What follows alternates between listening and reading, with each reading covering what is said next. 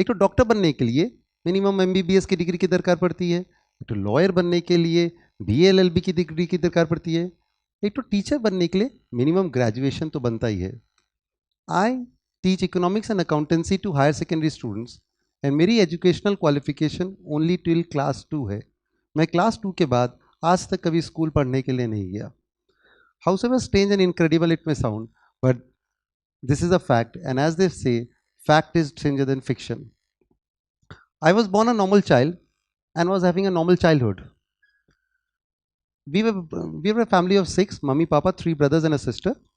और मैं एक तो कैलकाटा के reputed school Hindi high school में पढ़ता था, जिसका आज का करंट नेम है बिरला हाई स्कूल। 28 जनवरी 1980 को मैं स्कूल से आया, खाया पिया खेला और रात को सो गया। आधी रात के बाद अचानक मेरे पेट में बहुत ज़ोर से दर्द हुआ। मम्मी को लगा कि मैंने कुछ गलत खा लिया है, उन्होंने मेरे को दवाई पानी पिला के सुला दिया।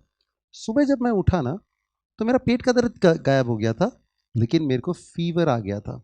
मैं बेड से उतरने लगा तो मैं गिर गया, तो मम्मी को लगा कि शायद कमज़ोरी आ गई है, उन्होंने उठा के मेरे को दूसरे रूम में सुला दिया।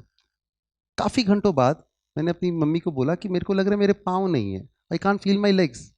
माई मॉम पैनिक्ड, उन्होंने मेरे का पाँव का पिंच किया, हिलाया डुलाया, बट मेरे को कोई रिएक्शन नहीं हुआ। I was immediately rush to Woodlands nursing home in Calcutta, जहाँ पे डॉक्टर ने मेरा चेकअप किया, ट्रीटमेंट किया, टेस्टिंग किया, and they came to the conclusion that I have lost the power and sensation of my body below the shoulders. Shoulders के नीचे मेरा पूरा बॉडी डेड हो गया था।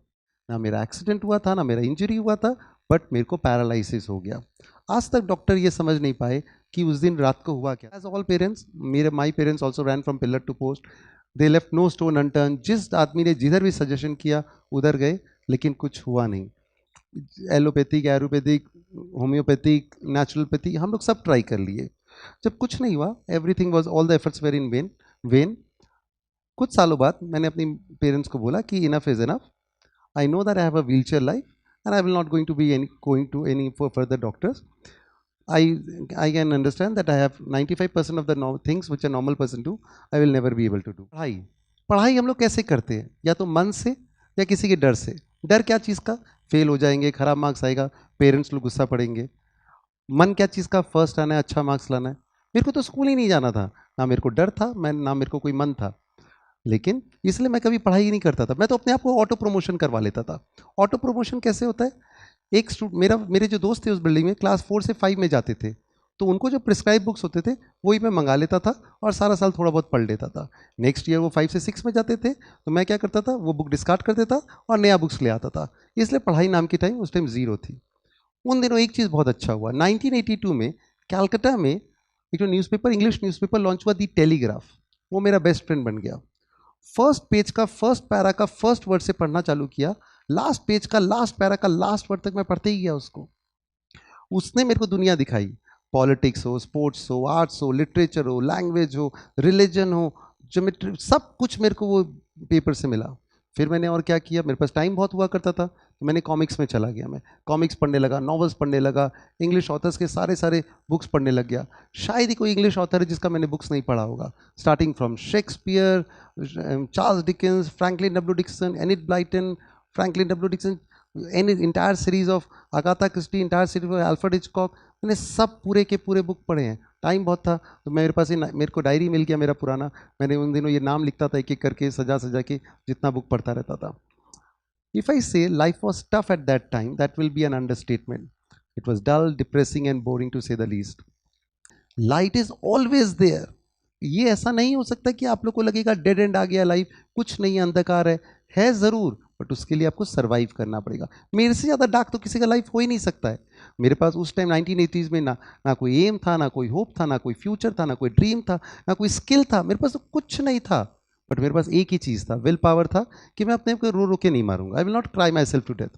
मैंने सोच लिया था कि चाहे कुछ भी हो जाए मैं रहूँगा, only then you will be able to take a shot at the silver lining.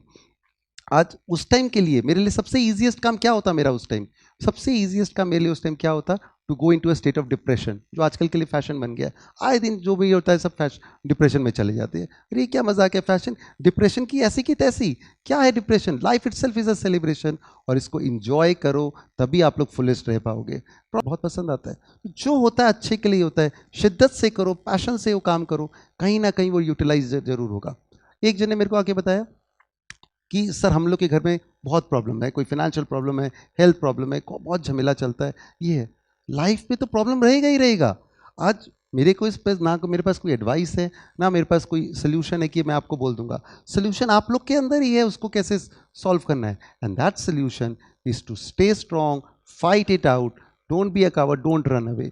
Only मैं बहुत बार रिग्रेट करता था कि अरे मेरे साथ ही ऐसा क्यों हो रहा है यार, कि मेरे साथ ही क्या है। लेकिन आप लोग एक बात समझिए, instead of crying over what you don't have na, you should always be thankful to God to what you have. Conclude what I have to say. When we realize we are not able to manage the ordinary things, maybe we were meant to do the extraordinary. The best of our life is not in the past, it is yet to come. So please hang on, because we are so young, too young, always will be young.